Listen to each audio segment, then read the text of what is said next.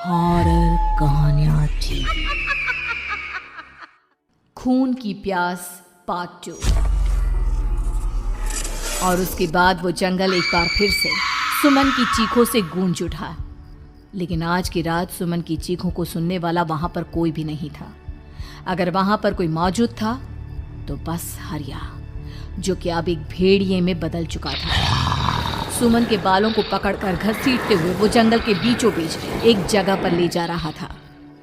अगली सुबह गांव में। अरे भाई, पता नहीं क्या बात है, अपने गांव का हरिया किसान और उसकी पत्नी सुमन दोनों गायब हैं। दोनों का कोई अता पता नहीं।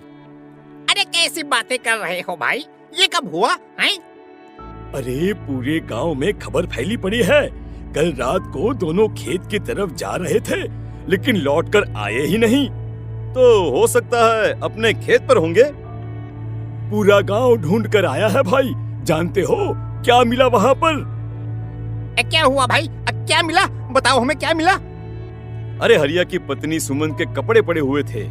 शरीर का एक एक कपड़ा फटा हुआ झोपड़ी के बाहर पड़ा था, लेकिन दोनों पति पत्नी का कोई पता ठिकाना नहीं था। अरे भाई, लेकिन उसका जो दोस्त है ना रामू किसान, उससे पता करके आते हैं ना। अब तक तो दोनों साथ ही खेत पर जाया करते थे। हाँ, हमें उसके घर जाना चाहिए भाई। चलो वहाँ चलते हैं, चलो।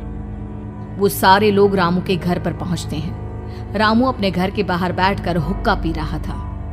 आज सारे के सारे लोग टोली बनाकर मेरे घर क्यों आ रहे हैं? क्या कोई मर गया क्या भाई? अरे कैसी बातें कर रहे हो? तुम्हारा सबसे अच्छा दोस्त हरिया और उसकी पत्नी गायब है, और तुम यहाँ बैठकर हुक्का पिए जा रहे हो हैं? रामू ने अजीब सी नजरों से उन सब गांव वालों की तरफ देखा, जिसकी वजह से वो लोग एक बार के लिए डर गए। गायब है? अरे गायब नहीं है, मुक्ति मिल गई है। उन दोनों को मुक्ति मिली है। इस दुनिया में आकर हर इंसान पाप करता है, और उसे उसके पापों के लिए मुक्ति मिलना बहुत जरूरी है। अरे ये कैसी बहकी बहकी बातें कर रहे हो भाई, हैं? और इसका चेहरा अजीब सा क्यों लग रहा है? लगता है दोस्त के मरने का गम बैठ गया है। पागल हो गया है शायद ये पागल। ये बात सुनते ही रामू चीख कर जोर से चिल्लाते हुए कहता है, पागल मैं नहीं हूँ, पागल तुम सब हो। और ये शैतानी जंगल अब तुम में से किसी को नहीं छोड़ने वाला, सबको खा जाएगा। याद रखना मेरी बात। शैतानी जंगल? कैसा शैतानी जंगल? लगता है रामू पागल हो चुका है। हमें यहाँ से चलना चाहिए भाई। चलो। तभी रामू की पत्नी बाहर आती है।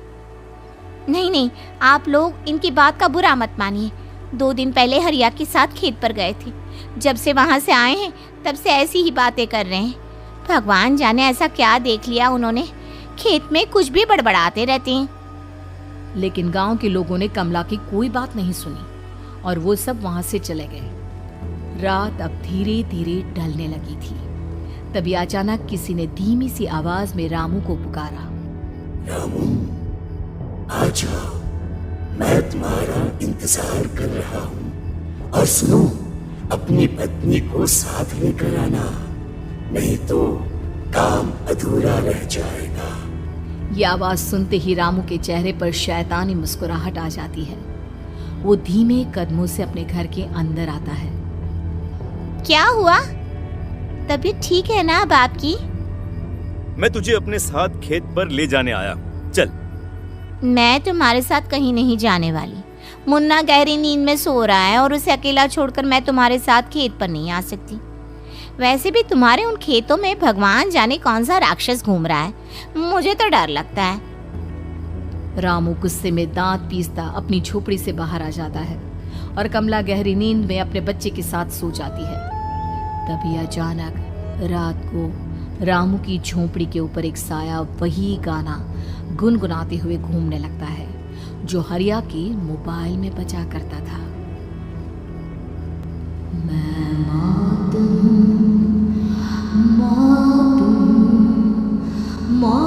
जो पसरी है चारों ओर, जो आएगी कहीं से निकल जाएगी सबको। मैं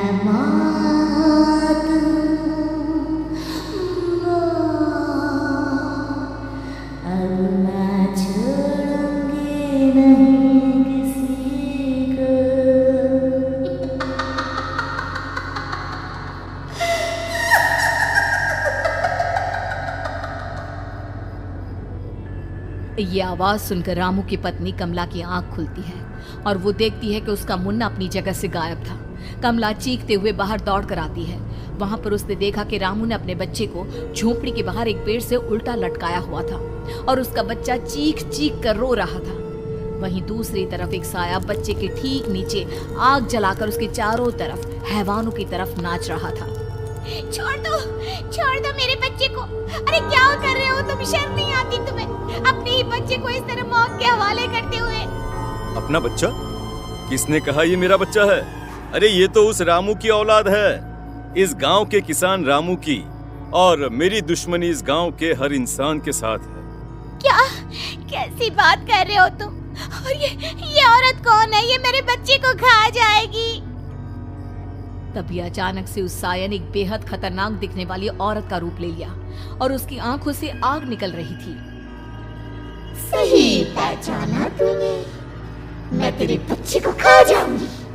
अगर तू अपनी इस हैवान पति रामू के साथ जंगल नहीं आई तो मैं तेरे बच्चे को खा जाऊंगी। लेकिन क्यों? आखिर क्या चाहती हो तुम मुझसे? मुझे जंगल क्यों ले जाना चाहती हो? औरत बुरी तरह से ठहाके मार मार कर जोर जोर से हंसने लगी और साथ में रोने लगी। ये तो तुझे वहाँ चलने के बाद ही पता चलेगा ना।